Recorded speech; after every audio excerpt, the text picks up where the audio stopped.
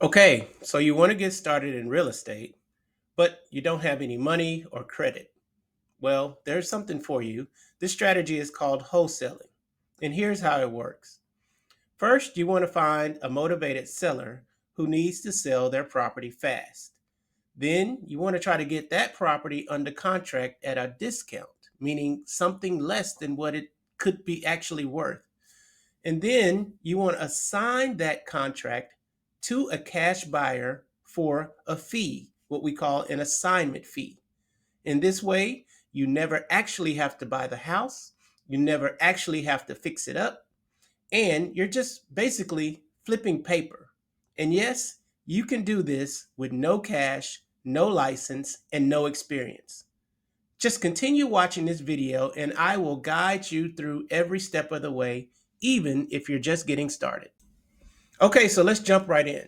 So the very first step in wholesaling is to find motivated sellers. And this is so important and it's so essential to your wholesaling career because you can't wholesale a property if you don't have one.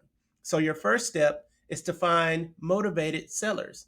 And in many cases, you can do this without having to pay one red cent. And there are many ways that you can find motivated sellers. You can start by looking for vacant or rundown properties that are in your neighborhood, in nearby neighborhoods. And this process is called driving for dollars. It's simply exactly what it says. You get in your car, you drive around, and you look for these distressed properties.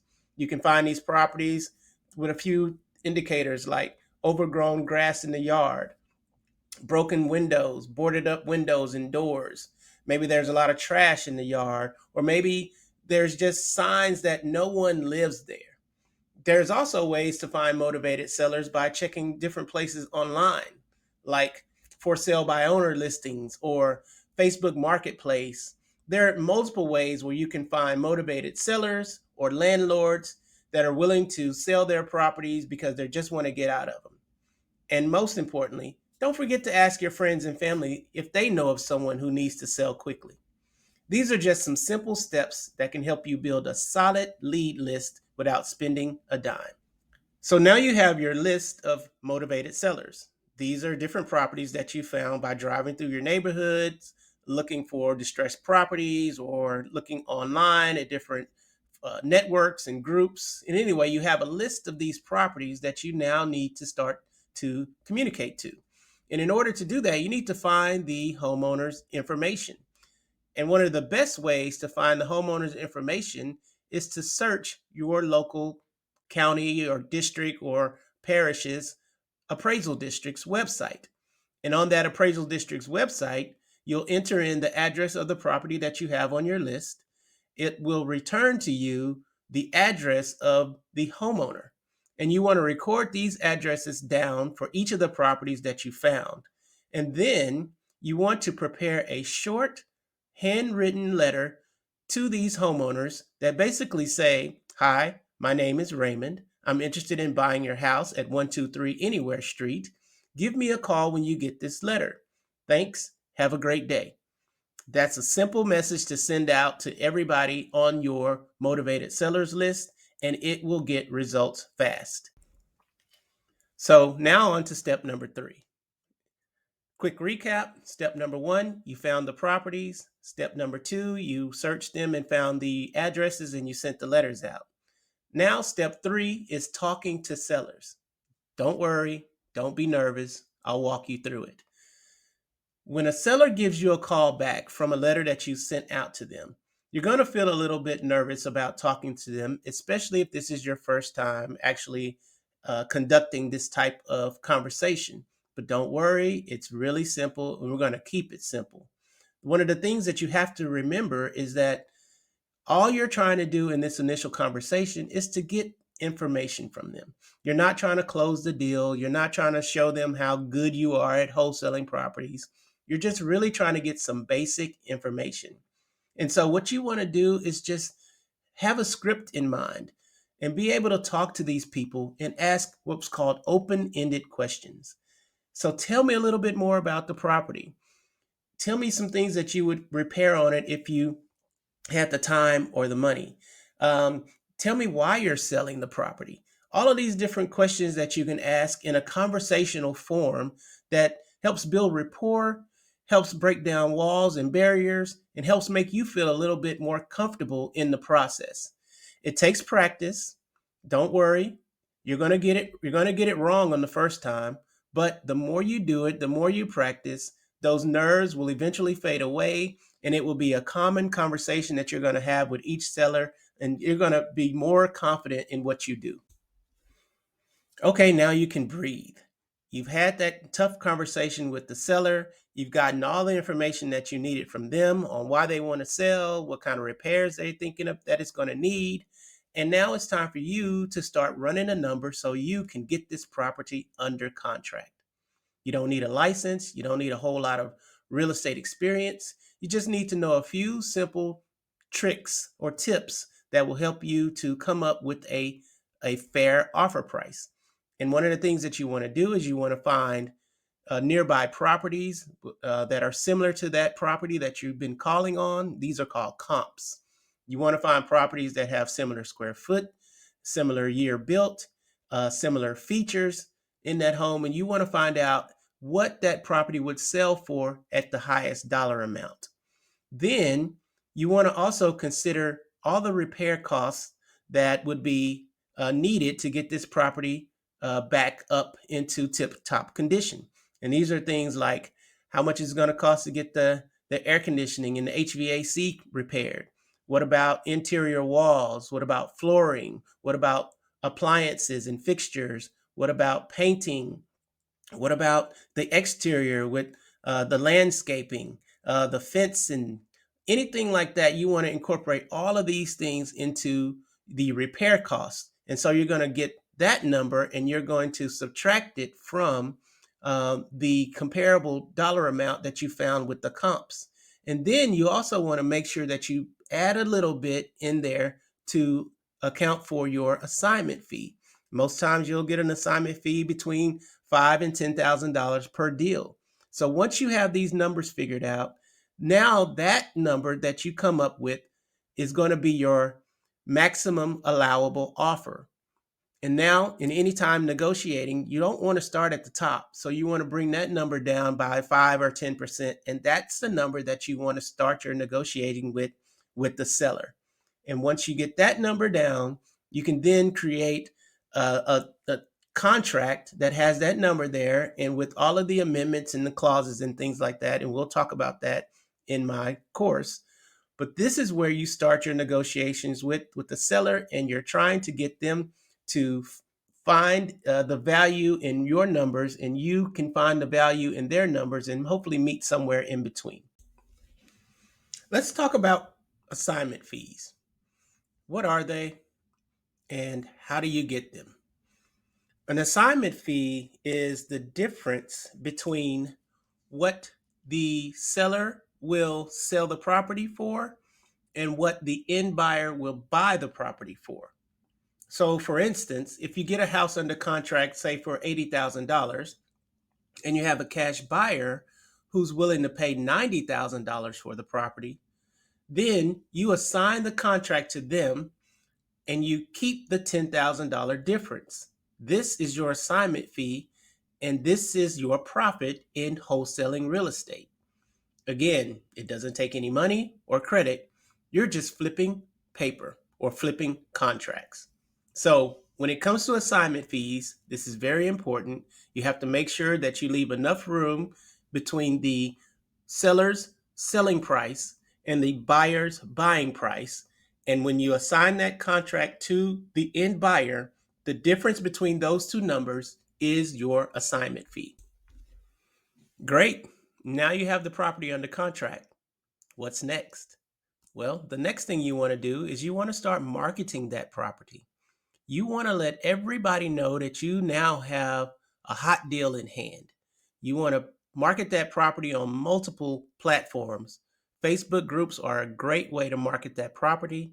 You also, if you have a website, that would be good. You can put all of the pictures of the property out there. You can put all of the details about the price of it, the repairs that's going to be needed, anything that's going to show that property to potential buyers.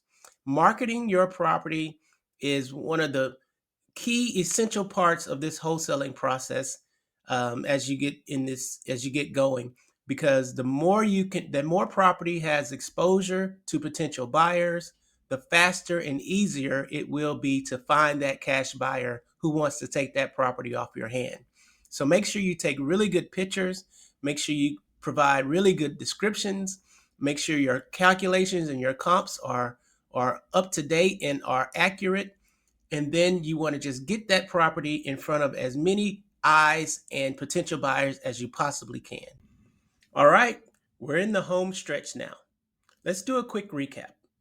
First, you were able to find motivated sellers by driving in and around your neighborhood looking for distressed properties and writing those properties down on a list. Second, you were able to contact these sellers by finding their address from visiting your local area's appraisal district's website, and you sent them letters telling them that you are interested in buying their property. Third, you were able to have a conversation with these sellers and eventually put that property under contract by looking at comparable properties, estimating the repair cost, and then calculating a fair offer price. Now, we need to find cash buyers. And again, you can find cash buyers without spending any money. One of the best ways to find cash buyers is through networking, joining local real estate groups, or joining groups that are online, such as Facebook groups. You can also call landlords that you find on Zillow and see if they're interested in buying more rentals. Or you can search your public records to look for anybody who's made any cash transactions. Anybody who's buying properties for cash would also make a good potential cash buyers. But most importantly, don't skip networking. Don't skip going to local real estate meetup groups and trying to find buyers. Listen, they're out there. And the more you get out there and the more you present yourself as a wholesaler, the more opportunity you will have to find some very good qualified cash buyers. So, working with cash buyers. Well, now let's talk about this. You've marketed the property on multiple websites, on multiple platforms. It's generating some buzz. And now you have a few cash buyers that are actually giving you a call wanting to know more about the property. So, what do you say? How do you talk to these cash buyers? Well, let's just keep it simple. You should just say something like, hey, I got a property under contract in whatever city. It's a nice 3 bedroom, 2 bathroom fixer upper. It's going to need some repairs. Maybe the HVAC needs a little work. It's going to need some new flooring, carpet, and a few appliances and fixtures. And that's what you want to do. You want to keep it simple because these cash buyers, they're already going to know how to come up with their own estimations of repair costs, but you just want to kind of give them an overall feel, an idea of what that property, what the potential of that property can be. So don't try to show off and tell them about how great you are and all the details down to the penny. Just give them enough to pique their interest and then let them decide if they want to continue on. And if they are interested and they do want to continue on, then you can let them come out and see the property, tour the property, get their own estimations, and let them make that final decision as if they want to actually close the deal with you or not. Okay, here we are. We're made it to this point. We have an actual cash buyer who likes the property, who's willing to buy the contract from you. And that's simple as that. They will buy the actual contract from you, and this is your assignment fee. There's no closing, there's no meeting at the title company, there's no waiting for the closing date, there's no waiting for the repairs to be done. This is wholesaling. All you're doing is flipping contracts. You have an actual contract in hand. The potential cash buyer is willing to buy that property or that contract from you. You just want to meet at a local public place like a Starbucks or a coffee shop and show them the contract. And in return, they're going to give you a check right there on the spot for your assignment fee. You're going to assign the property over to them. There's a couple of forms that you have to fill out. And that's that. You give them the contract. You keep a copy of the assignment form. They keep a copy of it. And you walk away with the check. Pro tip, don't wait for closing to get your assignment fee. You'll have a lot of cash buyers that try to ask you, will you wait until closing after everything is done and I'll send you your assignment fee? Take it from me, it's not a good feeling because now everything is out of your control. You're having to wait and to hope that everything goes right and nothing goes awry in that whole process, and hope that in the end you'll get your payment. Do not do that. Get your assignment free up front. Get your assignment fee up front and walk away from that table with your check in hand and the contract in the cash buyer's hand. That's it. Get paid and get out of there. Congratulations. You've closed your first wholesale deal.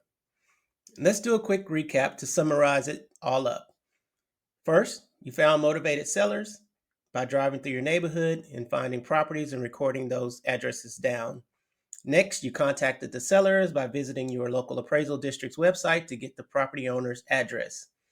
Third, you sent out letters and emails and contacted these people, and now someone has contacted you back. You've had a whole phone conversation and you've gotten important information about the property that has everything to do with the comps and the repair costs and the reasons why you're selling or they're selling. Next, you were able to put the property under contract. Then you were able to market that property to different groups until you found a cash buyer. You met with the cash buyer, you walked them through the property, they liked it. Now they're willing to buy that contract from you. You've collected your assignment fee from the buyer and you walked away from the deal and you put that money in your pocket. That, in a nutshell, is what wholesaling is. Now, obviously, this video was a high-level approach to what wholesaling is, and there are a lot more details and a lot more content to cover as it relates to the process of wholesaling. But this is, in general, what it is. Now, if you want to know all of the details and you want to get down to the nuts and bolts and how to do this and talk about scripts and contracts and forms you have to have and different tools and techniques to use in order to become a successful wholesaler, then I encourage you to take a look at my wholesaling Driving for Dollars course that I offer. It is a full comprehensive course from A to Z on everything related to wholesaling. All of the things that we talked about in this video will go down into deep detail about each of these different aspects of the wholesaling process. And I highly recommend you consider my course or someone else's course for that matter to learn the details of wholesaling so you can be a successful wholesaler and do deals like this every single month. And it's very possible to replace your 9-to-5 income, or at least to supplement your 9-to-5 income with closing deals like this throughout the year. So again, thank you for listening. I appreciate it. If you like this content, please like and subscribe. Click the like button, subscribe to my channel. I'm trying to grow it. And I like producing content like this and sharing what I know about wholesaling and the whole real estate industry. So thanks again. I'll talk soon.